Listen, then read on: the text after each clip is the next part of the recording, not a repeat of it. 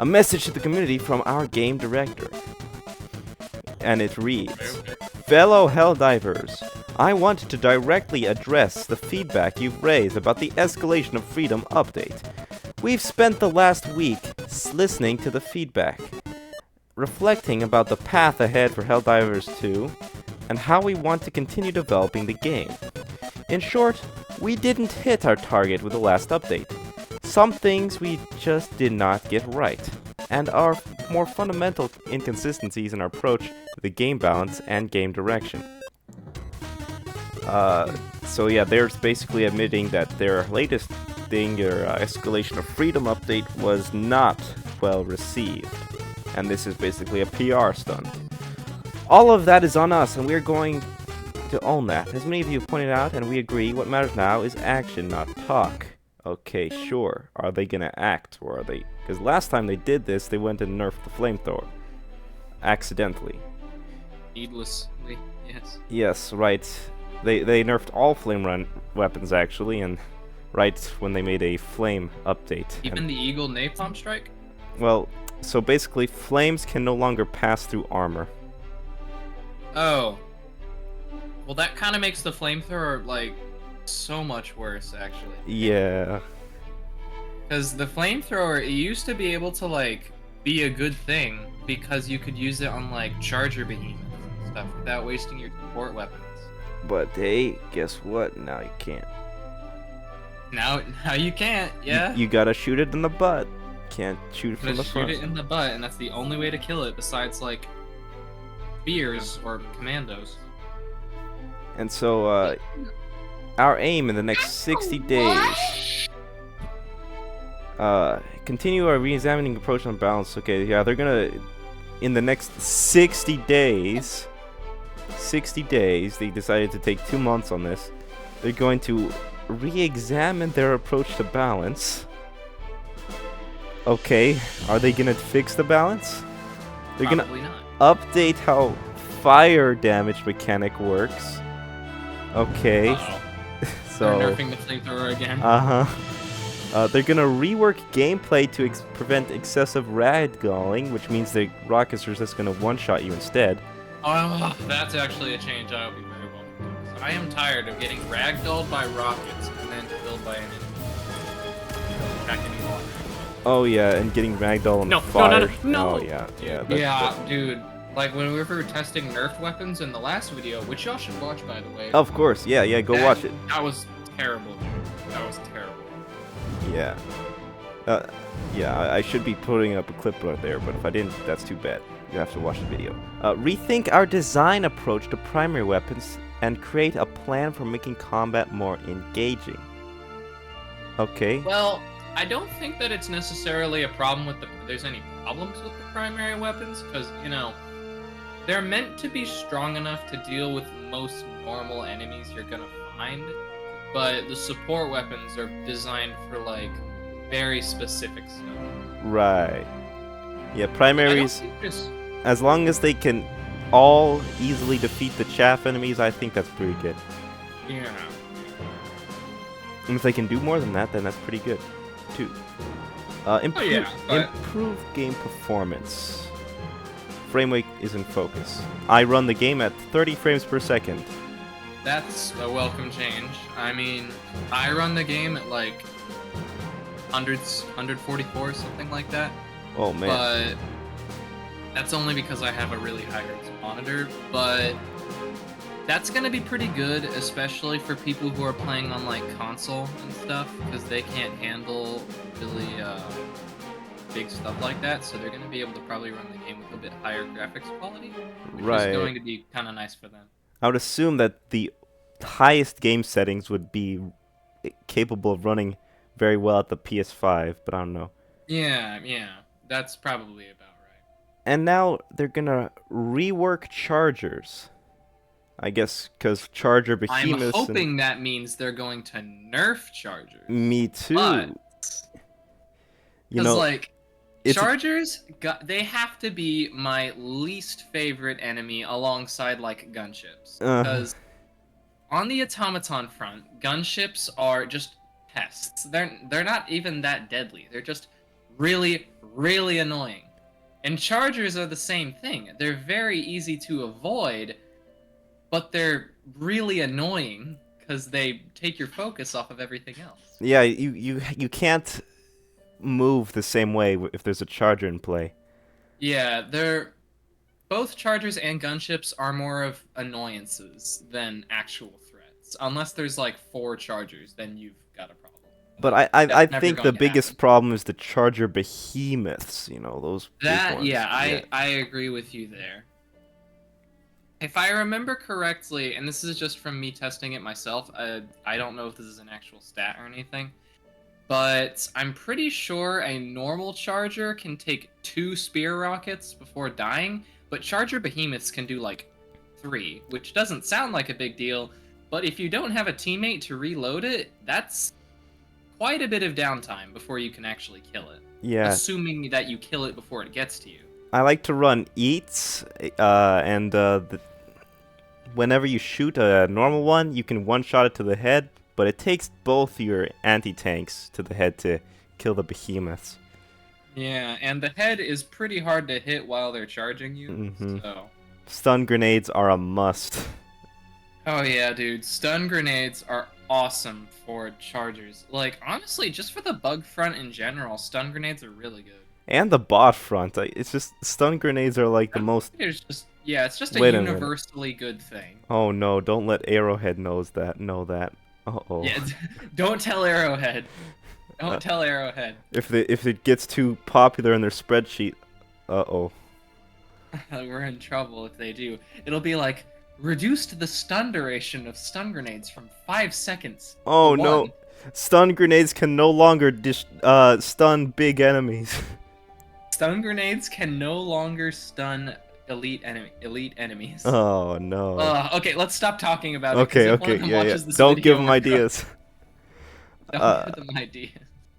Additionally, from a bigger perspective, we will be exploring creation of a opt-in beta test environment to improve our testing process, and we consider this a high priority. Okay.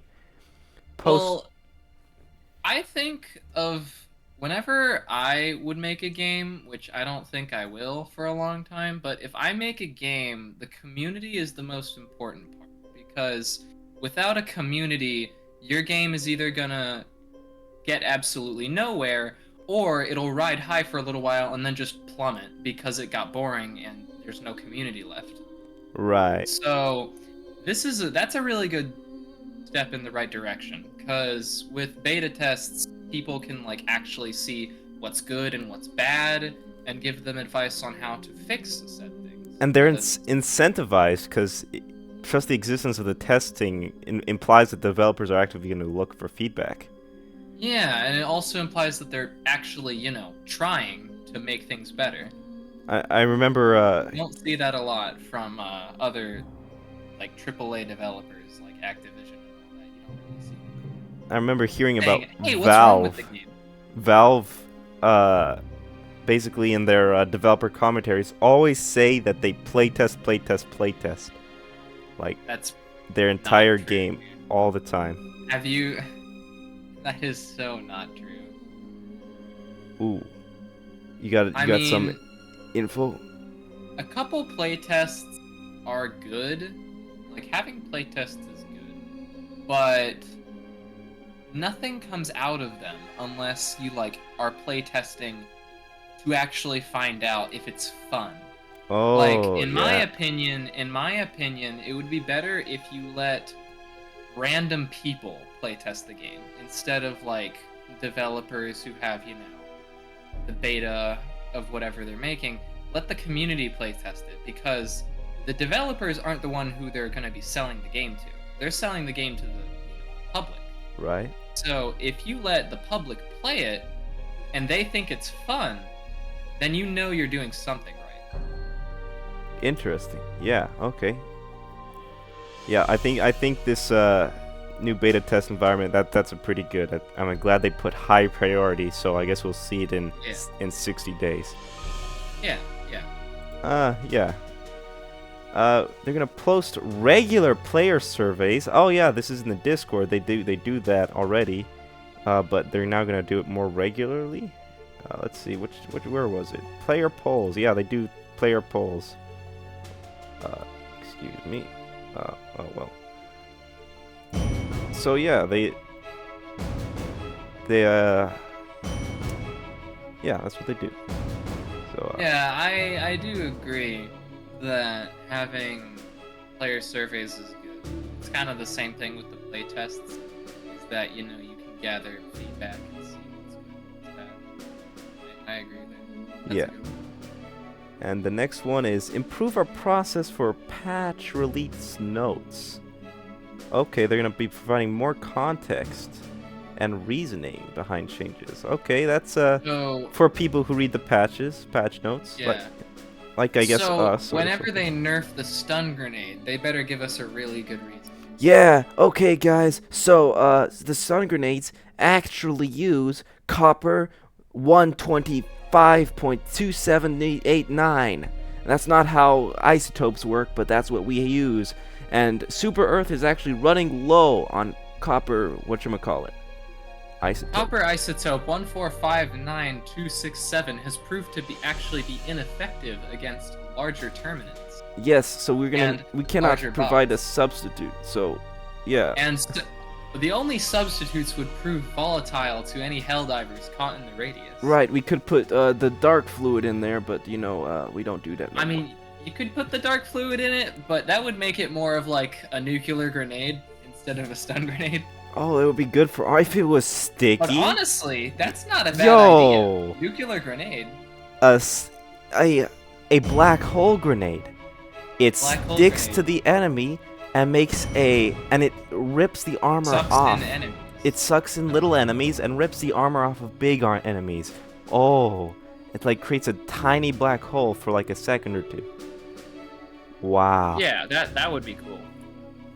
Yeah. More blog posts and streams where we expand on these topics. Okay, that's good for those interested. Yeah. And- That is a good one. And we want to thank you for your patience. We are grateful that so many of you provided constructive feedback and suggestions on the latest update. Signed, Mikhail E., Game Director. Mikhail, listen, I might or may not be dyslexic, okay? Give me a break. Okay. Game Director and Arrowhead Game Studios.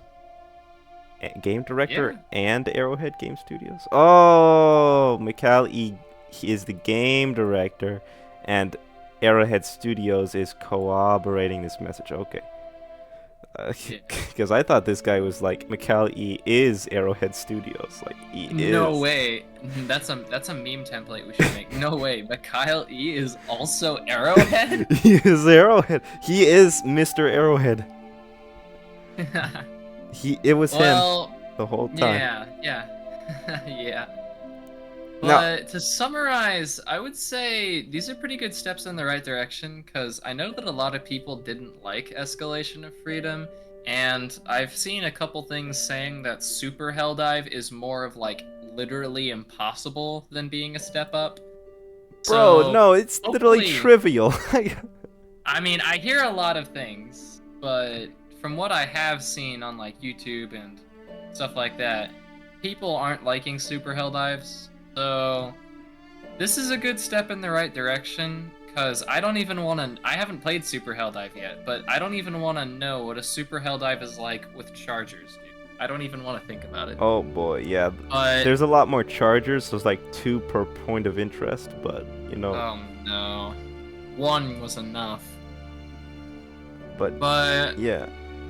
I do think this is a step in the right direction. I mean, frame rate increases are going to be good for console players, and more community-based things, just getting feedback, actually trying to improve the game. And also, they're updating how fire works again, so flamethrower is getting nerfed again, but that's okay, I guess. I don't use the flamethrower that much anyway. Me neither. But now that I think about it, with Freedom's Flame, how is that going to affect people using the the new fire flamethrowers that are the primary and secondary. Yeah. That's gonna make Freedom's Flame kind of useless. Like, the cookout is the only thing that you're ever going to get the War Bond for. I guess. Kind of like how I bought Polar Patriots purely because I wanted the verdict. Oh yeah, and I finished the standard War Bond just so I could get the Scorcher. You're right. Oh boy, yeah, they make like one good weapon and then everything else. And it's like how you buy Cutting Edge for the sickle. Well, you get it also. And the dagger. The dagger, yes, the dagger's good, but you also get it for the stun grenades, you know. True. And you also get Democratic Detonation for the exploding crossbow because the Eruptor got nerfed. Again? It got nerfed again? Well, no, I'm saying like it was nerfed, so it's not as viable as the exploding crossbow is. Yeah, the exploding crossbow is definitely better, especially since they buffed it now, so you can use it with a shield or an objective. Yeah. Gotcha. Hey guys, if you liked this video, make sure to like, comment, and subscribe. Like, comment, subscribe. We upload new videos every week. You must subscribe. Like, commenting, and liking helps the algorithm. Comment your favorite part of the video.